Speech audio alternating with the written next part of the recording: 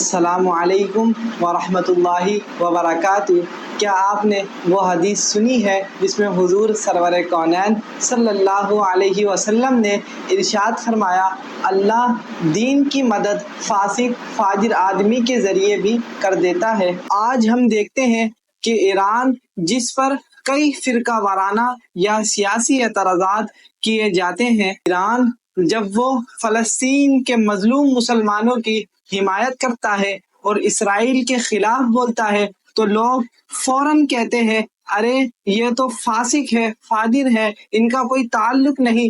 لیکن سنو، اللہ تبارک و تعالی کسی کی ظاہری حالت کو دیکھ کر دین کی مدد بند نہیں کرتا، بلکہ کبھی کبھار فاجر کے ذریعے بھی دین کی تائید فرما دیتا ہے۔ اصل بات تو یہ ہے کہ ہمیں دیکھنا ہے کہ وہ کام دین کو فائدہ دے رہا ہے یا نہیں۔ اللہ جس سے چاہے دین کا کام لے سکتا ہے، چاہے وہ ایران ہو یا کوئی اور۔ اللہ تبارک و تعالی ہمیں حق کو پہچاننے اور تعصب سے بچنے کی توفیق دے۔